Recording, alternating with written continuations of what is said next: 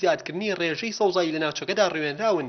ئەمەش نیگەرانی ئەندامانی کۆمەڵەی کورسانێکی سەوز و ژمارەیەک لە چالاکی بواری ژینگەی قەزاکەی لێکەوتوتەوە و دەستەی چاکردن و پاراستنی ژینگەی هەرێمیش بە بەرپرسیار دەزانن لە بەرامبەر وشکبوونی ئەو سەدان درەختەدا، چونکە بەوتەی ئەندامانی ئەو ڕێکخراوە لە کاتی ناشتنی ئەم درەختانەدا بەڵێنی دابینکردنی ئاوی درەختەکانیان پێداون، بەڵام سەرۆکی دەستەی پاراستنی ژینگەی هەرێم بەڵێنەکەی نەبردوتە سەر و لە دوای ناشتنیانەوە تا ئێستا ئەو درەختانە ئاو نەدراون، بۆیە سەرجەمیان وشک بوون. دەستەی پاراستن و چاکردنی ژینگە بەڵێنی پێداین بە دابینکردنی ئاو بۆ چەندەها نەمام کە تا ئێستا بەڵێنەکان نەبردووە سەر بۆتە هۆی وشکبوونی ئەو نەمامانە و کە ئەوە هۆکارێکی زۆرە کە توش بووە لە دەربەنی خانە کە ساڵانە چەندەها نەمام وشک ئەبێ بەهۆی بێئاوی و دابین نەکردنی ئاوی. بەپێی ئامارەکانی نەمامگەی دەربەنی خان ساڵانە لە قەزای دەربەنی خان بە 1000 درەخت لە شارۆچکەکەدا لەلایەن ڕێکخراوە ژینگەیەکان و فەرمانگە حکومەکانەوە دەڕوێنرێن، بەڵام بەهۆی ئاونەدانیان و نەپاراستنیانەوە بەشی زۆری ئەو درەختانە لەناو دەچن. بە جۆرێک تەنها لە ساڵی ڕابردوو تا نزیکەی 25000 درەخت ڕوێنراون، ئەمە جگەل لە ساڵانی ڕابردوو، بەڵام بەپێی ئاماری ڕێکخراوە ژینگەیەکان تا ئێستا ڕێژەی سەوزایی لە قەزای دەربەنی خان لە سەدا 3 تێنەپەڕاندووە.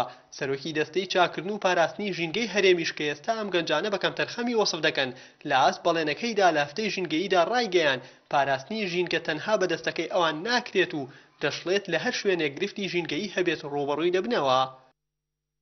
لە هەر شوێنێک بزانینکەوە کاریگەریەکی خراپ لەسەر ژینگە هەیە، بێگومان ئێمە ڕوبەڕووی دەبینەوە بە هیچ شێوەیەک قبوڵی ناکەینکەوە ئەم دەستدرێژیانە یاخود ئەم پێشێرکاریانە درێژە هەبێت. پاراستنی ژینگە تەنها بە دەستە ناکرێت یاخود تەنها بە دام و دەستگاکانی حکوومەت ناکرێت، بەڵکو ئەرچی هەموو ڕێکخراوەکانە، ئەرچی هەموو کەناڵەکانی ڕاگەیاندنە، ئەرچی سەرجەم چین و توێژەکانە، ئەرچی هەموو تاچەکە. دیارە بە پێوە ئامارەی کە لە بەردەستی ئێمە ڕوبەری سەوزایی لە دەربەندی خان لە سەدا 3 تێناپەڕێ کە بە پێی ستانداردی جیهانی دەبێت لە سەدا 15 بێت و ڕوبەری سەوزایی لەم ناوچەیەدا بە بڕای ئێمە ڕوبەرێکی کەمە، دەکرێت لایەنە پەیوەندیدارەکان هەوڵی زیاتر بدەن بۆ زیادکردنی ئەو ڕوبەرە سەوزاییە. ئەو درەختانەی کە ئێستا لە قەزای دەربەنی خان بەهۆی ئاونەدانیانەوە وشک بوون ژمارەیان بە سەدان درەخت دەبێت، دەکەونە نزیک گوندی چەمەرگە و لە هەڵمەتی ڕاگەیاندنی هەفتەی ژینگەییدا ڕوێنراون، بەڵام لەو کاتەوە تا ئێستا کە نزیکەی 6 مانگ دەبێت تەنها بۆ یەک جاریش ئاو نەدراون. فەوتانی ئەم درەختانەش جگەلەوەی زیانی گەورە بەر ژینگەی ناوچەکە دەگەیەنێت، لە هەمان کاتیشدا چالاکانی بواری ژینگەی ناوچەکە بە بەهەدەردانی ئەو درەختانەی ناو دەبن کە ساڵانە بە بودجەیەکی زۆر بەرهەم دەهێنرێت.